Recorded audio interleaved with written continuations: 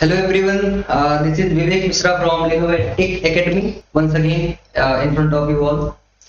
So today I will make you learn guys what exactly sentence is, what is the part of sentences. मैं आप लोगों को ये बताऊंगा कि सेंटेंस के पार्ट्स कौन कौन से होते हैं और आज की वीडियोज में और आज के बाद जो वीडियोज हमारी आएंगी उसमें आप लोग डेली बेसिस पे कंपटीशन एग्जाम्स में आप लोगों को पता है सिलेबस, उसमें डेली बेसिस पे आपको जो एग्जाम्स में आते हैं इडियम्स फ्रेजेस आते हैं, वन वर्ड सब्स्टिट्यूशन आते हैं। तो अपार्ट फ्रॉम ग्रामर पोर्शन में आप लोगों को डेली एक वर्ड मीनिंग आप उसको समझ सकते हैं या फिर इडियम या फिर वन वर्ड सब्स्टिट्यूशन, वो हमारा होगा इडियम ऑफ द डे। तो पहले तो हम आपको बताते हैं इडियम ऑफ द डे आज का क्या है। It's raining cats and dogs.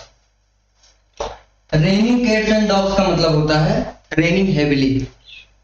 बोला जाता है कि बहुत मूसलाधार बारिश हो रही है, तो उसको आप ये भी कह सकते हैं इडियम यूज करके, it's raining cats and dogs here. यहाँ बहुत तेज बारिश हो रही है, मूसलाधार बारिश हो रही है। रेनिंग हेविली की जगह आप रेनिंग कैट्स एंड डॉग भी बोल सकते हैं। अब बात करते हैं वन वर्ड सब्स्टिट्यूशन की। हिंदी में इसको कहते हैं वाक्यांश के लिए एक शब्द।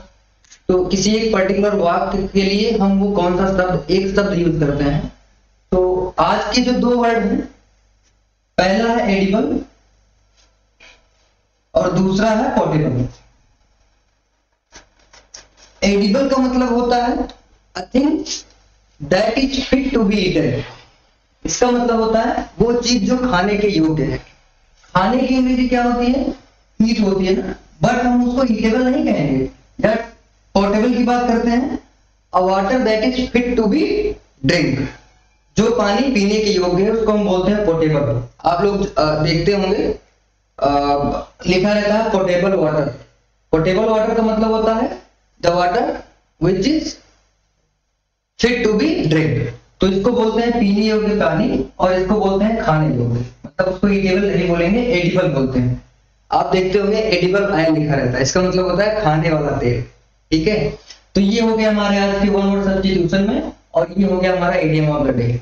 अब हम बात करते हैं सब्जेक्ट की और प्रेडिकेट की, जो सेंटेंस के पार्ट होते हैं बेसिकली। कल मैंने आपको बताया था कि सेंटेंस की डेफिनेशन ये बताई थी कि a group of two or more than two letters which makes complete sentence is called sentence। आज हम बात करेंगे सेंटेंस के पार्ट कौन कौन से होते हैं, पार्ट्स ऑफ सेंटेंस।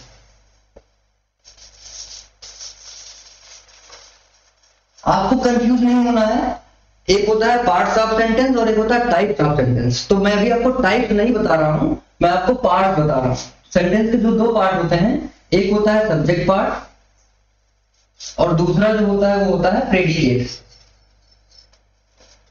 सब्जेक्ट को हिंदी में क्या बोलते हैं, कर्ता बोलते हैं, और प्रेडिकेट को क्या बोलते हैं, विधेय। ठीक है, अब मैं एक सेंटेंस लिखता हूं और आपको बताता हूं कि उसमें सब्जेक्ट पार्ट कौन सा है, कैसे पहचानेंगे, और प्रेडिकेट पार्ट कौन सा है। फिर मैं आपको 4-5 सेंटेंस ऐसे बताऊंगा जिसमें आप लोग कमेंट सेक्शन में भी हमको बता सकते हैं कि इस सेंटेंस में सब्जेक्ट क्या है, प्रेडिकेट क्या है। वैसे भी मैं आपको सॉल्व भी करवा दूंगा based on few years back question paper, training question को। और इसके साथ ही मैं आप लोगों को ये कहना चाहूंगा कि अगर आप डेली हमारे साथ बने रहेंगे तो आपको डेली बेसिस पे चीजें मिलते रहेंगी। वो अभी और भी चीजें आएंगी, मैं आपको apart from grammar figure of speech भी बताऊंगा। अगर कोई कंपटीशन एग्जाम की तैयारी नहीं कर रहा है, उसकी ग्रामर पोर्शन या उसका प्रोनाउंसिएशन सही नहीं है, तो उस पर भी हमारी कुछ वीडियोज आपको मिलेंगी आगे चल के, तो आप हमारे साथ बने रहिए। अब हम बात करते हैं, एक सेंटेंस लिखता हूं मैं कि उसमें हमें सब्जेक्ट और प्रेडिकेट को पहचानना है। He is a nice boy, आप खुद भी लिख सकते हैं यहाँ पे। ये हमारा एक सेंटेंस है, he is a nice boy. हमने आपको बताया कि सेंटेंस के दो पार्ट होते हैं, पहला होता है सब्जेक्ट और दूसरा होता है प्रेडिकेट। तो अभी मैं आपको ये बताता हूं कि इसमें he is a nice boy, वह एक बहुत अच्छा लड़का है, ये हो गया। अब इसमें अगर हम बात करें, कोई भी सेंटेंस है उसमें आप उसको हु से रिप्लेस कर दीजिए। उस सेंटेंस में आप क्वेश्चन मार्क लगा देंगे, तो जो उसका जवाब आएगा वो सब्जेक्ट होगा। सब्जेक्ट पहचानने का सबसे सरल तरीका ये है कि सेंटेंस में आप कौन लगा दीजिए, हु लगा दीजिए, और उस कौन का जवाब जो सेंटेंस में आपको मिल रहा है पूरे सेंटेंस में, वो आपके लिए हो जाएगा कि वो करता है। तो अब इसमें हम एक लगाते हैं, he is a nice boy, लिखा हुआ है यहाँ पे एक सेंटेंस। अगर हम कहते हैं who is a nice boy, इस सेंटेंस को हम लगा देते हैं who is a nice boy, और इसका जवाब आ रहा है यहाँ पे इस सेंटेंस में he is a nice boy. इसका मतलब ये हुआ इसमें ही जो है ये सब्जेक्ट है। एक छोटा सा आइडेंटिफिकेशन और आपको एक ट्रिक बता देता हूं कि किसी कोई भी सेंटेंस होता है, नॉर्मल जो असर्टिव सेंटेंस होते हैं, आपको टाइप में बताऊंगा तो आपको डिटेल में बताऊंगा। सेंटेंस हमेशा सब्जेक्ट से स्टार्ट होता है, सेंटेंस हमेशा सब्जेक्ट से स्टार्ट होता है। अगर हम बात करें उसकी, तो ऐसा नहीं है कि सारे सेंटेंस सब्जेक्ट से भी स्टार्ट होते हैं। कुछ ऐसे होते हैं जो अगर क्वेश्चन मार्क एक्सक्लेमेटरी सेंटेंस है तो भी वो भी सब्जेक्ट से स्टार्ट होगा। कुछ सेंटेंस ऐसे होते हैं जिसमें सब्जेक्ट छिपा रहता है, बट हाँ यू कैन आइडेंटिफाई इसमें। जैसे अगर मैंने बोल दिया कि गो फ्रॉम हियर, इसका मतलब ये हुआ कि यू गो फ्रॉम हियर, मैं आपको आदेश दे रहा हूं, तो उसमें यू भी एक सब्जेक्ट है जो छिपा हुआ है। ठीक है, ये मैं फिर से आपको आगे बताऊंगा। अभी सब्जेक्ट की बात करते हैं, he is a nice boy. अब इसमें ही सब्जेक्ट है, बाकी की ये पार्ट प्रेडिकेट है, ये प्रेडिकेट, ये विधेय। मतलब अब प्रेडिकेट के भी पार्ट होते हैं। अब ये पूरा कुछ ना कुछ होगा ना, ये ऐसा तो है नहीं कि पूरा प्रेडिकेट है बाकी ये बॉय क्या है, नाइस क्या है, क्या है, ऐसा तो है नहीं। प्रेडिकेट के भी पार्ट होते हैं। प्रेडिकेट के पार्ट कौन कौन से होते हैं? 3 पार्ट होते हैं। पहला जो होता है वो वर्ब होता है, ये सब्जेक्ट हो गया। सेंटेंस का दो पार्ट होता है, ये सब्जेक्ट हो गया, ये प्रेडिकेट हो गया। प्रेडिकेट के 3 पार्ट होते हैं, पहला वर्ब हो गया, उसके बाद यहाँ पे ऑब्जेक्ट हो गया, और तीसरा जो होता है वो कॉम्प्लीमेंट्री होता है, जिसको हम बोलते हैं पूरक या परिपूरक। मतलब उस सेंटेंस को वो कंप्लीट कर रहा है। अब यहाँ पे वर्ब की बात करते हैं। मैंने आपको बताया था, सेंटेंस की डेफिनेशन बताया था कि 2 या 2 से अधिक शब्दों का समूह जिसका कोई अर्थ हो उसको हम वाक्य कहते हैं। लेकिन इसके बेसिस पे सब्जेक्ट और प्रेडिकेट, वर्ब, ऑब्जेक्ट और कॉम्प्लीमेंट्री के बेसिस पे हम सेंटेंस को फिर से डिफाइन कर सकते हैं कि a group of words which contains the subject, a verb and object is called sentence। आप सेंटेंस को इस तरह से भी डिफाइन कर सकते हैं अगर आप प्रोफेशनल लेवल की तैयारी कर रहे हैं। अदरवाइज समझने के लिए इस सेंटेंस क्या है तो आप ये भी बोल सकते हैं कि group of 2 or more than 2 words which has some meaning, आप ये बोल सकते हैं। अब यहाँ पे हम बात करते हैं इस सेंटेंस में वर्ब क्या है, ऑब्जेक्ट क्या है और कॉम्प्लीमेंट्री क्या है उस सेंटेंस का। ये सब्जेक्ट है। अब हम यहाँ पे करते हैं he is a nice boy. Is यहाँ पे वर्ब है, ये हेल्पिंग वर्ब भी हो सकती है और ये मेन वर्ब भी हो सकती है। अगर हम इसकी बात करते हैं कि ये क्या है, तो ये बेसिकली लिंकिंग वर्ब आप बोल सकते हैं। लिंकिंग वर्ब है ये, तो ये लिंकिंग वर्ब है, मतलब टाइप ऑफ वर्ब है, ये भी लिंकिंग वर्ब है। ऑब्जेक्ट मतलब क्या है, इसके बारे में क्या बोला जा रहा है, ये हो गया। इसमें कॉम्प्लीमेंट्री अगर आप कहेंगे तो कॉम्प्लीमेंट्री इसमें नहीं है, बट अगर हम कहें, एक सेंटेंस में लिखता हूं, दूसरा अशोका वाज अ किंग। अब आप लोग बताइए इस सेंटेंस में सब्जेक्ट क्या है। फिर से हम कहेंगे Ashoka was a king, Ashoka एक राजा थे। हु वाज अ किंग, फिर हमने ये बोला ना हु वाज अ किंग। और उस कौन का यहाँ पे उत्तर क्या आ रहा है, रिस्पॉन्स क्या आ रहा है, अशोका। तो अशोका एक राजा थे, तो अशोका क्या हो गया, ये सब्जेक्ट हो गया, यहाँ पे ये प्रेडिकेट हो गया। वाज हमने क्या बताया था, वर्ब है, मतलब ये वाज, जैसे यहाँ पे इस वर्ब था, लिंकिंग वर्ब था, यहाँ पे ये भी लिंकिंग वर्ब है। किंग, अगर हम यहाँ पे ये कहें कि अशोका वाज, अशोका थे, क्या थे, सेंटेंस कंप्लीट नहीं हो रहा है, इसीलिए हमने बोला कि इसमें कॉम्प्लीमेंट्री भी होता है। तो किंग जो है ये कॉम्प्लीमेंट्री हो गया यहाँ पे। तो अशोका वाज अ किंग, इसमें ये सब्जेक्ट हो गया आपका, ये लिंकिंग वर्ब हो गया, ये अ किंग कॉम्प्लीमेंट्री हो गया। अब अगर इसके पूरे की बात करें तो ये हम कह देते हैं प्रेडिकेट है। मैं आपको 3 सेंटेंस लिख रहा हूं, उसमें और बता दे रहा हूं कि उसमें हम कैसे पहचानते हैं सब्जेक्ट और प्रेडिकेट क्या है। इसके बाद हम आपको जो बताएंगे उसमें बताएंगे कि कुछ सेंटेंसेस ऐसे होते हैं जिसमें आपको सब्जेक्ट से स्टार्ट ही नहीं हुआ होगा, उसके बाद उसमें सब्जेक्ट छिपा भी होगा, और फिर हम कैसे उनको आइडेंटिफाई करेंगे कि इसमें सब्जेक्ट कौन सा है, प्रेडिकेट कौन सा है, लिंकिंग वर्ब क्या है, ये मैं आपको बताता हूँ। आपको मैं पहले 3 एग्जाम्पल करवा देता हूँ।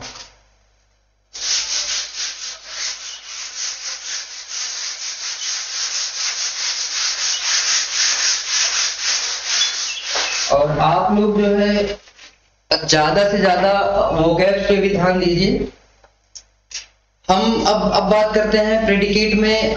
तो मैंने आपको बताया कि मैं आपको एग्जाम्पल 2 बताने जा रहा हूँ, उसके बाद मैं मूव करूँगा आगे के टॉपिक पे।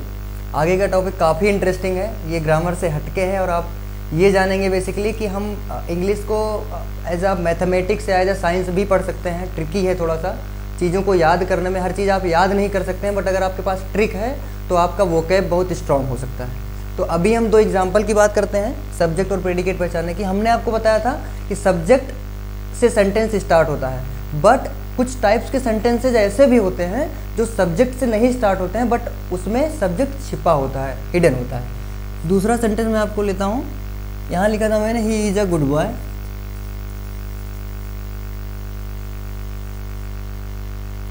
फुल स्टॉप,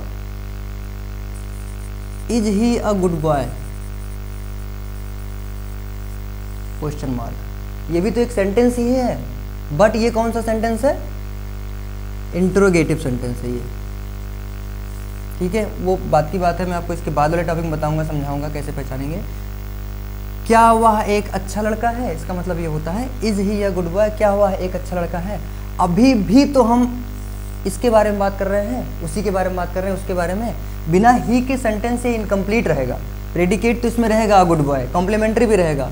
यहाँ पे आपका लिंकिंग वर्ब से स्टार्ट हुआ है क्योंकि ये इंट्रोगेटिव सेंटेंस है, ये लिंकिंग वर्ब है, लेकिन इसके बिना यहाँ पे सेंटेंस अधूरा है, सेंटेंस की डेफिनेशन ही नहीं कंप्लीट फुलफिल कर रही है, तो ये सेंटेंस नहीं है। तो अभी यहाँ पे भी सब्जेक्ट ही है, और ये आपका कॉम्प्लीमेंट्री और ये लिंकिंग वर्ब है। इसमें ये सब्जेक्ट है, बाकी इतना ये, और ये प्रेडिकेट है। और प्रेडिकेट के 3 पार्ट होते हैं, मैंने आपको बताया। लिंकिंग वर्ब होता है, ऑब्जेक्ट होता है, और कॉम्प्लीमेंट्री होता है। तो आपका ये हो गया लिंकिंग वर्ब या वर्ब आप बोल सकते हैं इसको, और ये हो गया आपका कॉम्प्लीमेंट्री एंड ऑब्जेक्ट। ये हो गया दूसरा सेंटेंस। तीसरा सेंटेंस, जैसे आप किसी एक्सप्रेशन को आप एक्सप्रेस करते हैं, किसी फीलिंग को एक्सप्रेस करते हैं। जैसे आपको कहना है मौसम बहुत अच्छा है, तो एक तो ये हो गया। और आप ये भी बोल सकते हैं कि मौसम बहुत अच्छा है, वाह क्या मौसम है, ऐसा आप बोल सकते हैं। तो व्हाट अ नाइस वेदर अगर लिखा हुआ है, ठीक है, इसका मतलब हुआ कि क्या मौसम है, ऐसा आप बोल सकते हैं ना। इसका मतलब हुआ कि मौसम बहुत अच्छा है, या अभी का मौसम बहुत अच्छा है। It is a nice weather भी इसका मतलब निकल के आ रहा है कि नहीं, इट्स अ नाइस वेदर। तो इसमें आप ये बोल सकते हैं कि ये जो वेदर है क्या अच्छा है, मौसम अच्छा है। मतलब कौन अच्छा है, मौसम अच्छा है, ठीक है। तो आप ये बोल सकते हैं कि ये भी यहाँ पे ये एज अ कॉम्प्लीमेंट्री भी यूज हो रहा है और एज अ सब्जेक्ट भी यूज हो रहा है। बट अगर इसमें पूछा जाएगा कंपटीशन एग्जाम में, 4 अगर आपको ऑप्शंस इसमें मिलेंगे, व्हाट अ नाइस वेदर में सब्जेक्ट क्या और प्रेडिकेट क्या है, तो आपको ये भी मिल सकता है कि आपके पास 2 ऑप्शन हों, 2 ऑप्शन होंगे। एक वेदर भी लिखा हो सकता है और एक इट्स भी लिखा होगा। आप तो कहेंगे इट्स तो है ही नहीं सेंटेंस में, ये तो कैसे हो गया ये। अगर वहाँ पे वेदर लिखा हुआ है तो सब्जेक्ट आप वेदर पे लगा देना, लेकिन अगर उसमें इट्स लिखा है, वेदर नहीं है, नाइस है, व्हाट है, आ है, तो आपको इट्स पे लगा देना है आपको, ठीक। आपका ये इट्स सही होगा। ये इस पे आप थोड़ा सा देख लेना, और 2-3 एग्जाम्पल इस पे आप और करेंगे तो आपको समझ में आ जाएगा। अब मैं आपको बताने जा रहा हूँ आज का ये जो ग्रामर पोर्शन का टॉपिक है, सब्जेक्ट और प्रेडिकेट का।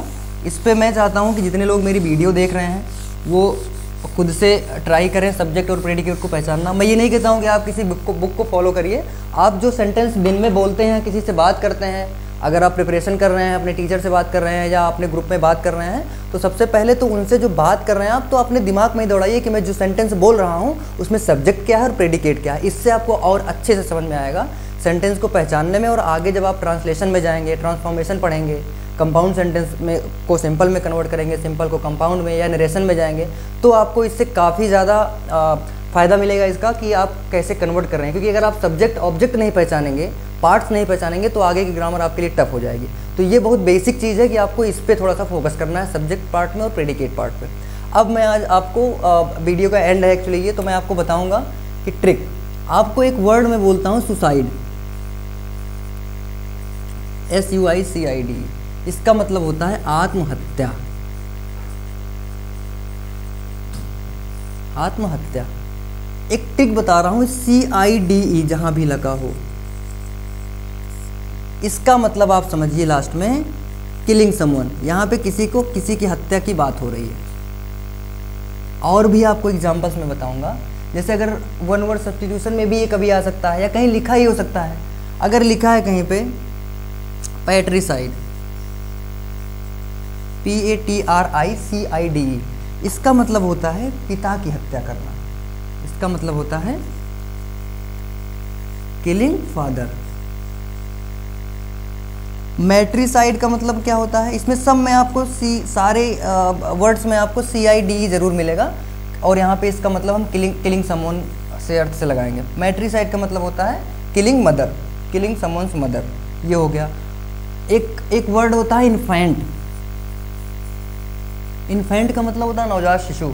अगर उसकी कोई हत्या करता है, if someone is killing infant, तो इसको बोलते हैं कि ही हैज डन इन्फेंटिसाइड। आप लोग मार्केट में जाते होंगे तो आपको पेस्टिसाइड्स पे मिलते होंगे। पेस्टिसाइड बोलते हैं ना, कीटनाशक दवाएं जो होती हैं, वो भी तो किसी को मार रहे हैं आप, तो वो भी होता है पेस्टिसाइड। फिर जनसंहार की बात आती है। जनसंहार का मतलब होता है